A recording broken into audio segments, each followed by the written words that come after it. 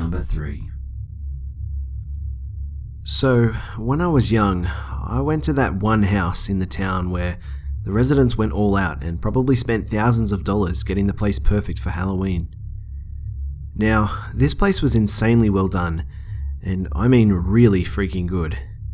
Albeit, even as an adult, it competed with professional haunted houses. I believe the year was either 1999 or 2000 because I went as Darth Maul. I remember being literally scared out of my mind the previous few years, and I hoped my badass character would provide me with some sort of courage. They blocked off the scene with a black tarp and had everything you could ever want to see at such a house. A psycho shower scene with a zombie crawling out of a toilet, ghouls and imps climbing the tree, blood, gore, strobes, fog, everything. I remember feeling terrified, even with my double lightsaber. Even though I was scared to death to walk through it, I always admired the workmanship, as I knew that the props they had were either really expensive or took some good effort to make. To this day, I've never seen a better yard than that. As always, every year, I saw the house owners sitting on their porch reveling in the terror they brought to the neighborhood and handing out candy. So, I nervously crossed the yard past flying banshees and impaled corpses. I noticed the main attraction at the end of the line. There, on what I guess was probably the driveway, was the bottomless pit attraction. The illusion bewildered and chilled me, and though it was only lit by the lone light bulb, it made the box glow like a low-burning furnace. I must have stared at it for a while when I suddenly heard a cough and a low hushed voice to my right. I don't really remember what was said, but I want to say it sounded something like, "Hey, check this out," or "Hey, I want to show you something," in a gruff and horsey kind of tone. I looked over and at first saw nothing but the wide gate to what was clearly the side of the owner's house. There was just a faint amount of light from the glowing pit to illuminate the outlines of the gated fence. After adjusting my eyes, I noticed a figure standing completely still. In fact, it was so still, I remember thinking it was just another static prop. My young mind just didn't register a lot of this, and was still looking for the voice I heard, not realizing it had come from the figure who I could still only barely make out. After a few moments, I heard the voice again. I realized it had come from the figure and began to approach it. This was obviously a stupid idea, but in comparison to everything else that was happening around me, this figure seemed anything but imposing. So I cautiously approached the figure, trying to make sense of it. Suddenly, the figure began to move, and consequently, I froze solid. The light from the amber glow lit up its face just enough for me to make out its features. This I do remember clearly. It was a scraggly and rough-looking man with a coarse grey beard and yellowed teeth. His weathered and tattered clothing looked like it hadn't been cleaned in ages. He was smiling at me, though I had no idea why, but it unsettled me greatly under the hellish glow of the light bulb behind me. It all felt wrong. It was as if at that moment I had acquired some clarity and realized his presence here obviously was not part of the show. And considering I already also saw the owners, he clearly did not belong on the property. I screamed and ran out of there as fast as I could to the exit, not looking behind for a second. I probably got a few looks from the other kids around us, but as soon as I found my parents waiting outside, I told them about the man I saw. I saw one of the owners approach and ask if everything was alright. I said something like, "I didn't like the old man by the gate." He looked at me for a second and went, "What man?" I never went back there, ever again. Number 2. Several years ago, right before I was about to leave for trick-or-treating on Halloween, I got into a fight with my mum.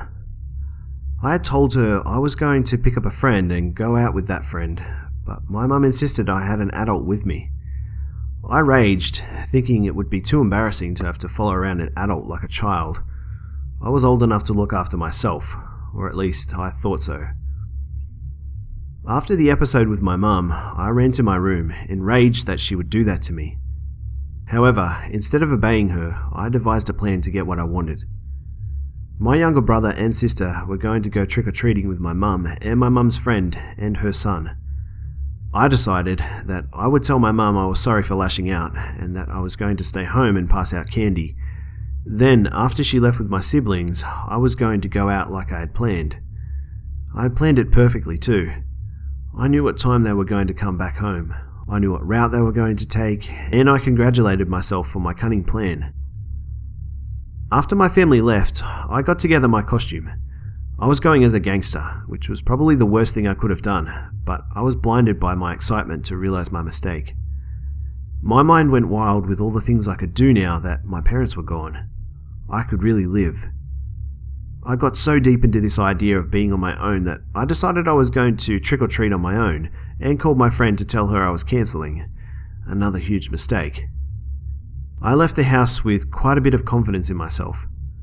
The first street I went down went great. I got loads of candy and was having a great time. Once again, my excitement and confidence blinded me from the strange looks I got from being alone. I turned left down another street, my pride building with every step. I was almost at the end of the street, thinking of ways to explain all the candy I'd got to my parents, when I realized I was being followed. By the time I had come to this realization, I was at the section of the street where it was kind of out in the open, no trees between the sidewalk and the road, and I didn't see any other kids near me. There was a car, and quite a trashy one at that, following a few feet behind me. All my confidence had vanished and my hair stood on end. I glanced behind myself at the car and all the windows were down, and 3 men were in the car, all smoking cigarettes. They were glaring right at me. As soon as I caught their stare, all the warnings my mother had given me about creeps like this hit me in the head. I looked down at my gangster costume and knew I blew it. I looked like a thug. I quickly turned back around and started walking, my heart beating out of my chest. My whole body went numb, and I instantly forgot how to do everything except walk forward. I was at the last house on the street with the car still following close behind when I made the split decision to turn up the driveway of the last house. Now, the house I turned to was completely abandoned and had been for years. The windows were boarded up and the front yard had been scattered in junk. Everyone in the neighborhood knew that the house was abandoned too. The car stopped right in front of the house, and everyone inside the car was just staring directly at me. I walked up to the front porch and turned around, thanking God for the tall bushes blocking the porch from the street and blocking the creeper's view. I stood there for at least a minute, staring right back at them, knowing I wasn't going to make it. My heart thumped out of my chest, and I could hear it ringing in my ears. One of them got out of the car. He stood and looked directly at me through the bushes and into my soul. I stood holding the rusty doorknob, staring right back at him. We must have stood like that for a long 10 seconds before the man got back into the car and they peeled down the street. Once they were gone, I ran as fast as I could across the street and up the opposite direction, frantically looking for someone I knew. I spotted my brother's friend and his mother and walked right behind them until they reached my street.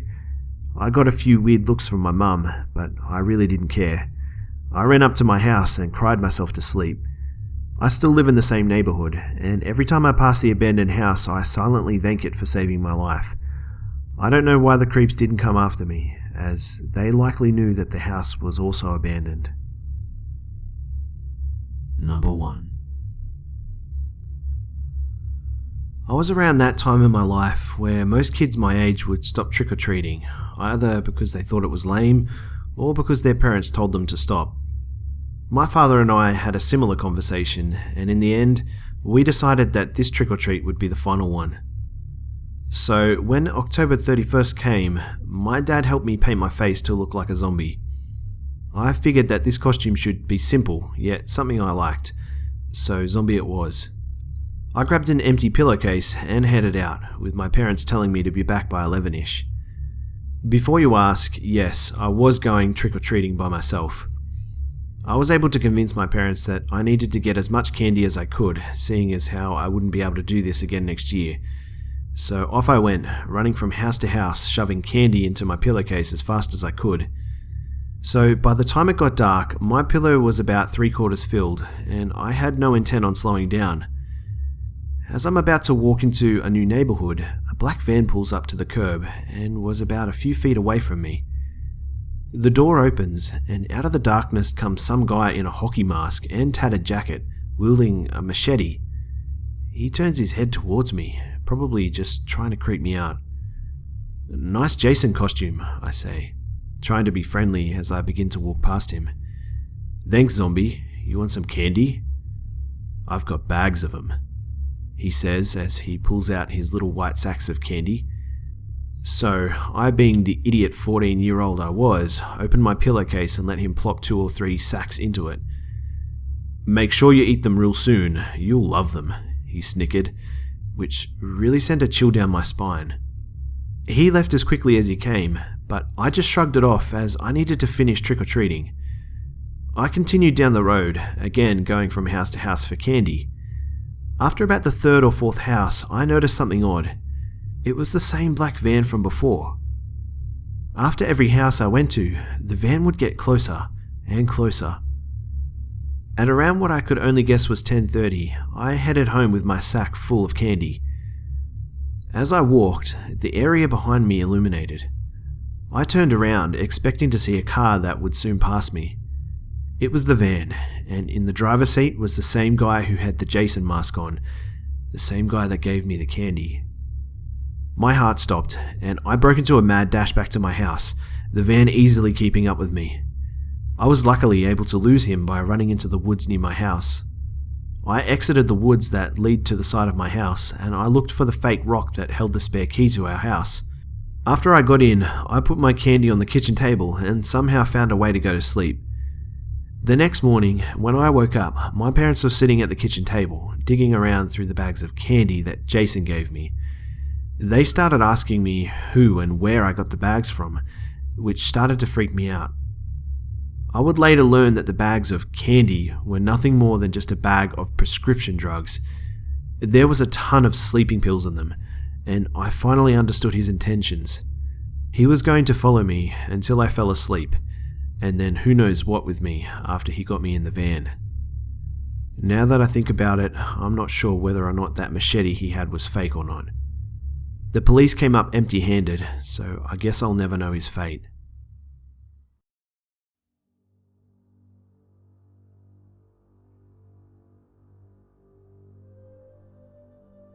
G'day mates, it's Busta here. I think I'll stick to buying my candy at a store.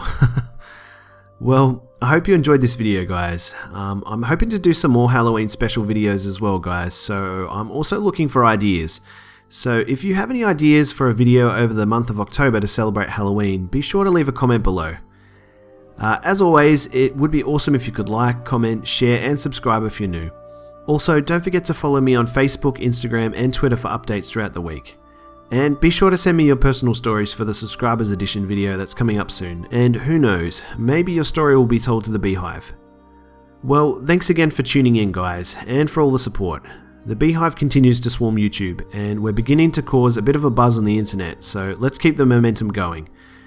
Thanks again for watching, I hope you enjoyed the video, and I'll see you mates in the next one.